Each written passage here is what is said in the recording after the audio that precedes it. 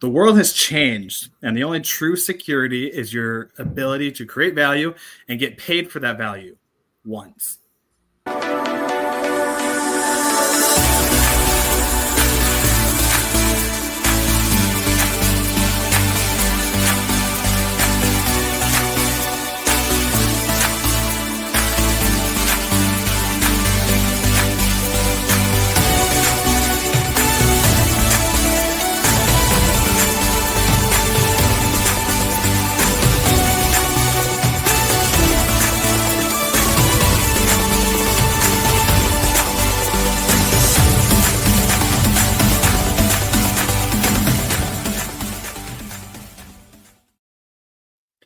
Hey, what's up, champions? Welcome to another episode of Champion Reads, where we talk about the best-selling books and their best principles to help you with your best life.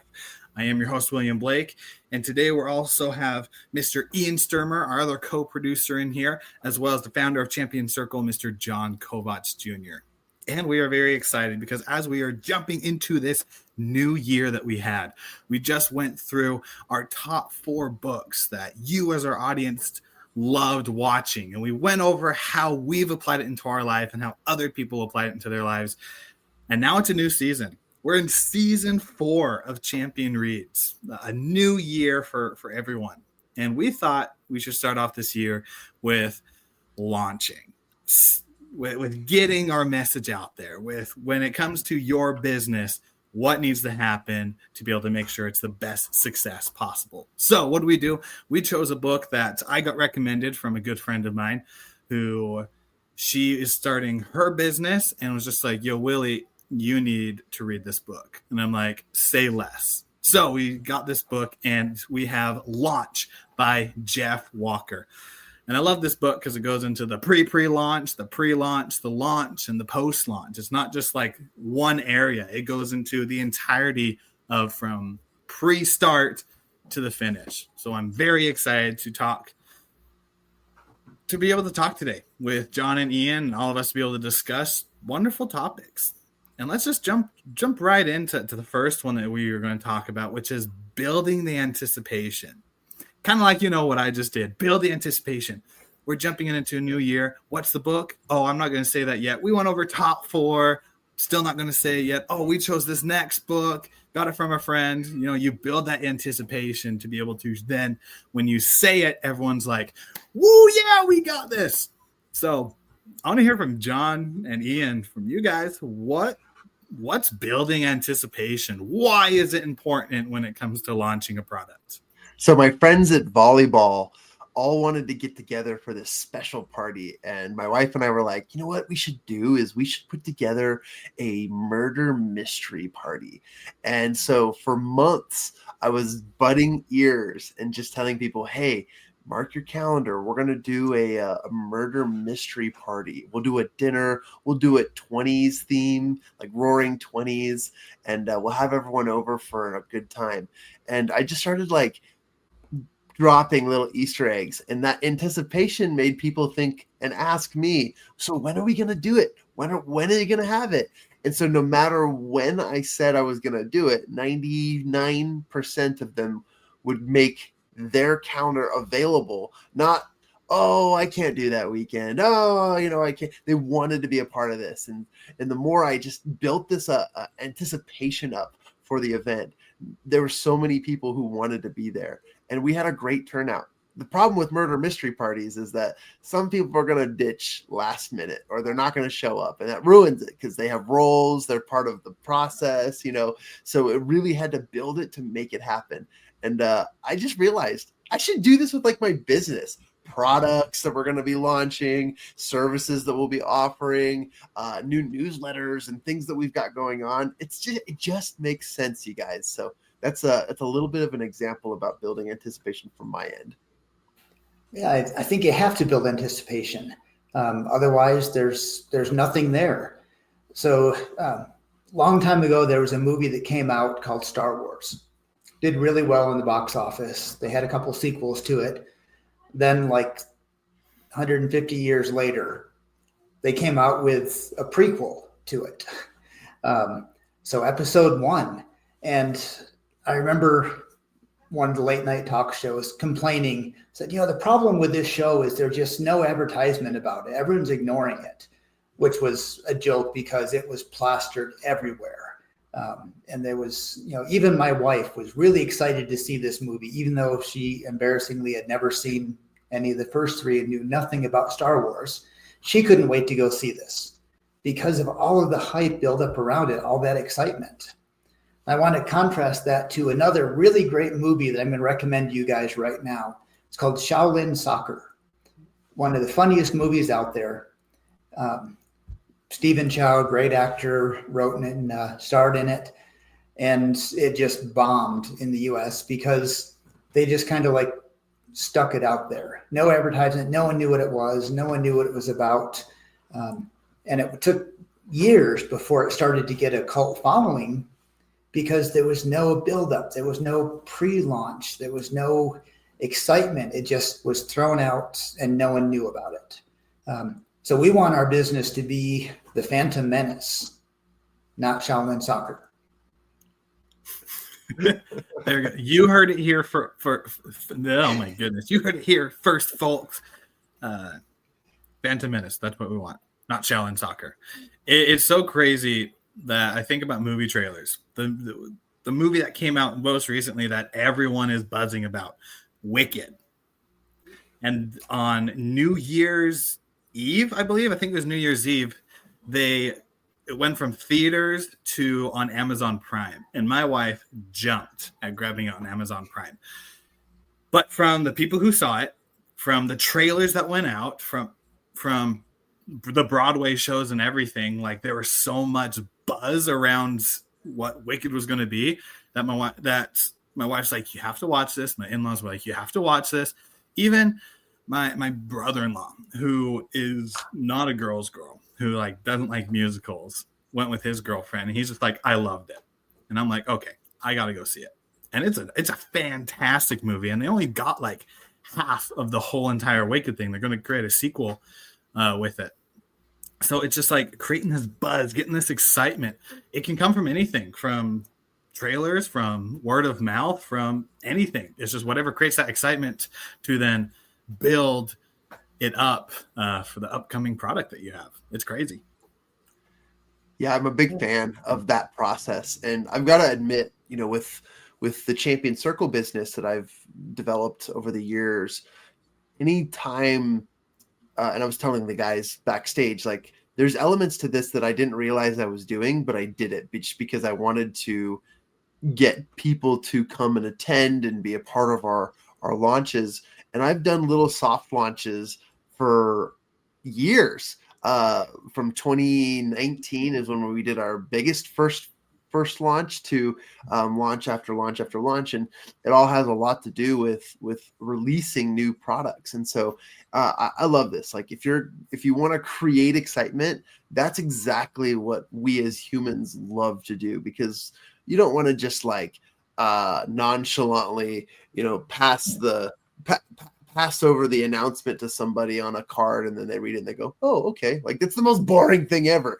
Like you really just want to have a moment, an experience. You have a feeling. I remember the last time I stood in line till 3 a.m. at a Barnes and Noble to get the last Harry Potter book. There was so much anticipation for a product. And would I do that for any other book nowadays? No. Heck no.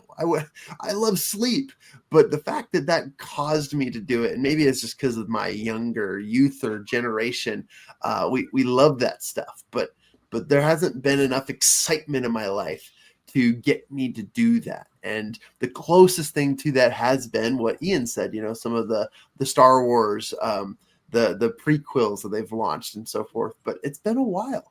And so I'm challenging our listeners right now. What great anticipation, what awesome thing can you create so that we're literally lining outside waiting for it, and that we'll crash your website, or we'll break down the front doors because we're just so pumped up and ready. That's what it's all about. So I think that's something we should all start thinking about, is creating that next big buzz. Yeah. Well, let me give you a real life example for that. So Milwaukee-based entrepreneur Scott Badinger who co-wrote a great book called Twitter Works, talking about how Twitter can be used to build business. So he had a business called Streetza Pizza. And he built a Twitter following first, talking about this pizza. Then he opened his garage with a couple of ovens and invited people to come over to test the pizza, give their recommendations, and to create his menu for him. And he had hundreds of people coming through his garage over the space of a couple of weeks or months, trying different pizzas, saying, oh, you need this one, this sauce, this topping, this crust. And he had hundreds of followers for a little pizza truck that he was making. And they were excited about it. They couldn't wait for that launch because they made the menu. They had skin in the game. It was their business, not just his. And even bigger businesses do that. My brother, not long ago, was reminiscing about going to Hershey, Pennsylvania, where he got to taste test a candy bar, said he liked it, and he takes credit for Mr. Good Bar being launched because he told the taste tester, yes, I like this candy bar. He had skin in the game. He got people excited because they were part of the process in building the business. So don't do it alone. Get your customers to participate.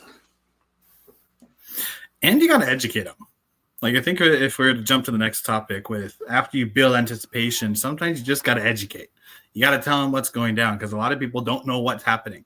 I know as I've built my business around supporting dyslexia and kind of breaking the normal that other people have thought about it, that I've had to talk about the advantages almost every single time that I talk with someone because they always talk about the negatives of difficulty with reading, difficulty with speaking and writing and spelling, sometimes math, sometimes it's seeing words backwards, sometimes it's taking an hour just to read a sentence, like so many different things that go on with it. And I'm like, no, that's true. But we also have perspective, big problem solving, being able to be more empathetic towards people and see things through a dyslexic mind and create different paths with out of the box.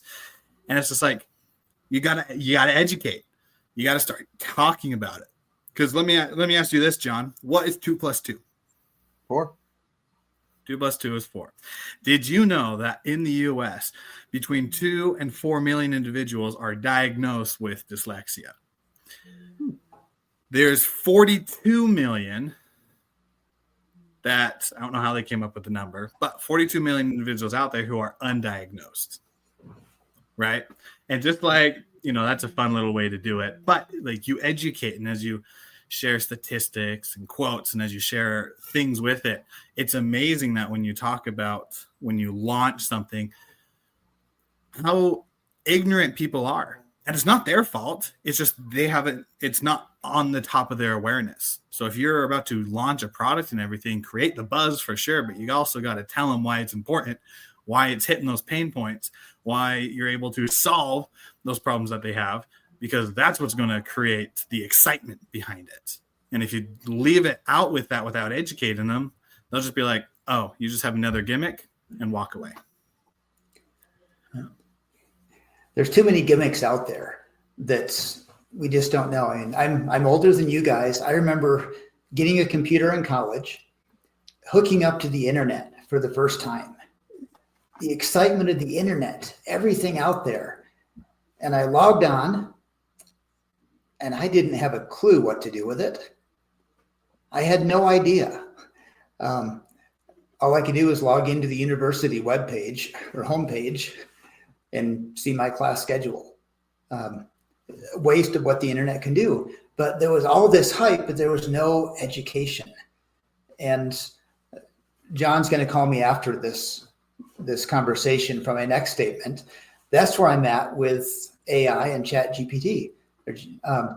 I used it recently to help write an article, and I know it can do all these things. I hear about it all the time, and I pull it up on my phone, and I don't know what to do with it. So there's a hype, but there's got to be an education to know what it's good for. How is it going to change my life? Yeah, I'm a big fan of just all of this. And I'm trying to think of examples, right? Because part of our speed dating is we want to share our own experiences. And I love the education portion of this, because I see in so many examples and elements of my own personal life where this is relevant. But I also see that when you take the time to educate and share with people something, you're seen as a giver, right? Educators are givers. Salespeople are takers, right? Everyone sees a sales human as someone who's a taker, and no one likes to be sold, right? But everyone loves to learn. Everyone loves to find out about things that they didn't know. I had no idea about those statistics about dyslexia, although I had a hunch that there are a lot of people who have dyslexia that we just don't know about. I did not know the gravity of that number, and that's a really powerful way to share and show. And I'm blown away.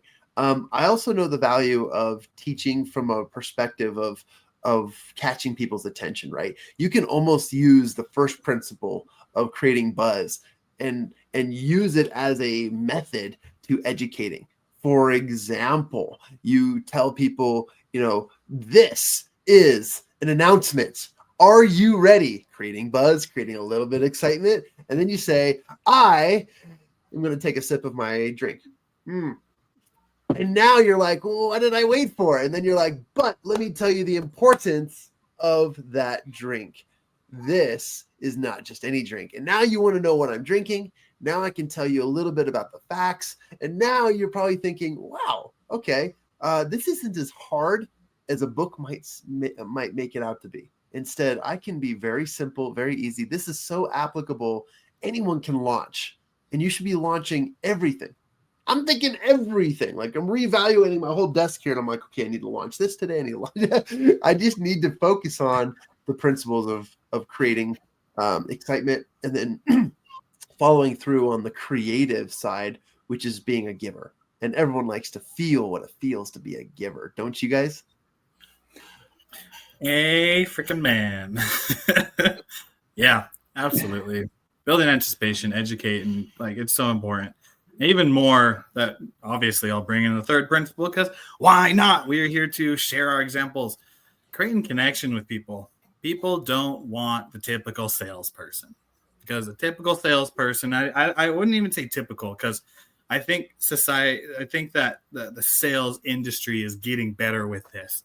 But the old salesperson of who comes up and is that car salesman, a little sleazy, might have their like hair slicked back, maybe like, what's up, Joe? You want in the car? I got the best prices right here. This one right here goes for $17,000. I can get it to you for $13,000 if you sign right here on the dotted line, right? Just as like, quick, I want it. Woo, I sold my first car. But nowadays, like, we've caught on to this like, they're in it for the money. They don't care about you. They just want the biggest paycheck that they can get. I feel like nowadays, that when it comes to like true sales individuals, that we don't see them as sales individuals. They're just humans. They're just experts, right? I don't see Tony Robbins. I don't see Brendan Bouchard. I don't see Jay Shetty or any of those individuals. I don't see them as sales individuals. However, they know how to sell, right? They are just experts to me. I think there's a massive difference between expert and sales, which, funny enough, that massive gap is simply the connection that we do. Is it personal connection? And so, yeah, personal connection, I think, bridges that gap between when you launch something, whether people see you as the sales individual who's trying to make a quick buck, or the expert who truly wants to help people. I think that's a key there. Are you making it personal to the person? Are you selling a product, or are you changing a life? And two of the masters of that, Coca-Cola and McDonald's, their commercials don't really talk about how good their food tastes or their drink tastes. If you want to have friends, you pull out some Coca-Cola and it's a party. You want to hang out with people, you go to McDonald's, and that's where you hang out. It's a feeling, it's an idea, it's a story. It's not a product. because we've got too many products. We want experiences, and it goes to the why. We had a discussion earlier about desire, and what do you desire? What's the why behind it? Well, I want to be popular and have a great social life, so I better order a Coke at McDonald's and my life will be better because that's what I've been taught. And dang it, I kind of believe it because I've been told it so many times. I still go there thinking it's going to be a happy experience. Not to put them down, but yeah, what's the story? What's the connection? What are we looking for, and how do we give that to people? Not the product, but the outcome they want. Well, in the spirit of New Year's, new resolutions, and launching, which is a concept of taking something that hasn't been put out there or is out there but just needs a little bit of a re-entry into the market, I think too many entrepreneurs, especially unexperienced business owners, have this thought that if I send out a newsletter or if I post on social media, it's out there and that's marketing. And that is the biggest misunderstanding of purpose, because truly what this formula in what we're talking about today teaches you is that first you have to create anticipation for what's to come. And then you build trust through education, but you double down on that trust-making process by creating engagement. That's what they mean by connection.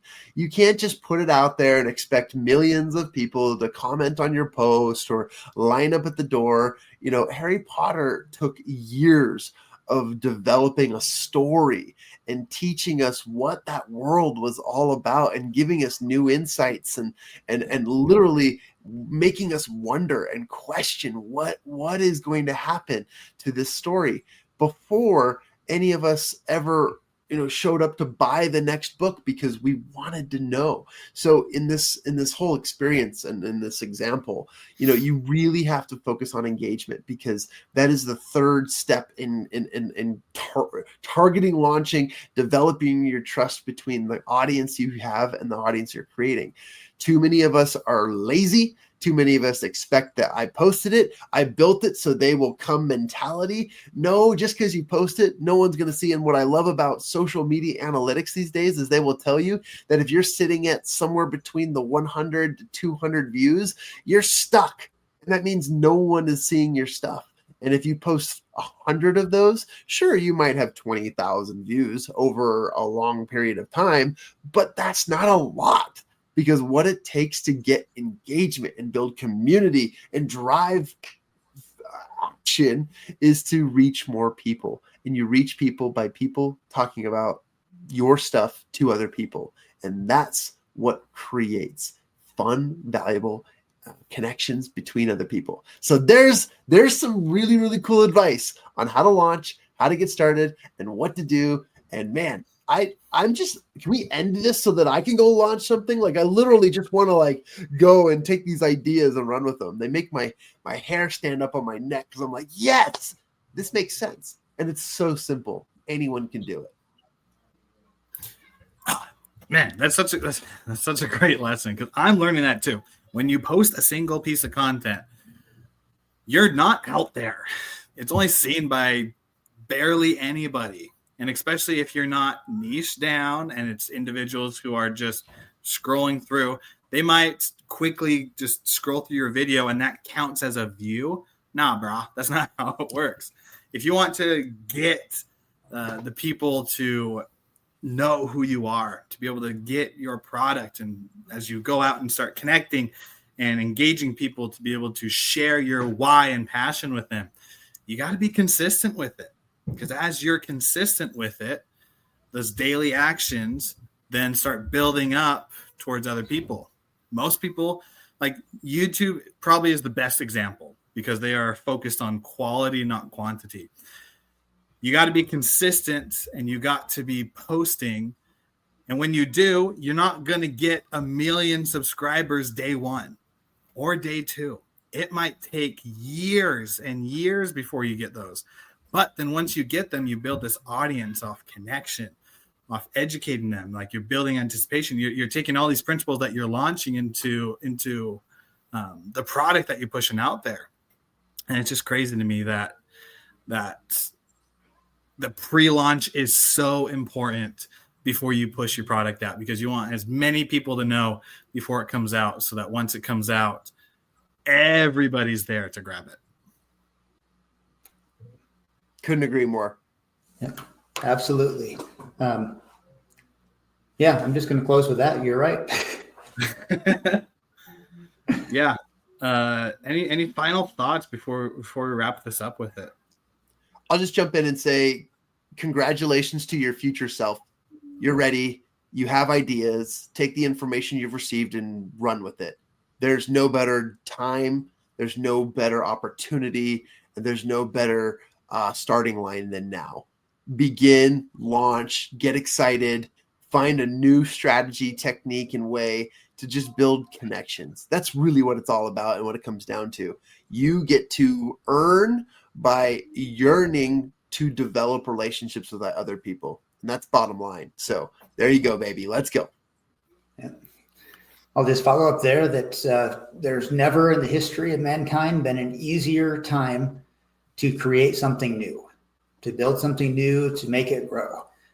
All the tools are out there, but it does take more than just buying a laptop and having the make $1 million key that mine didn't come with. But if I could push that key and launch and make $1 million, it'd be great, but it takes work.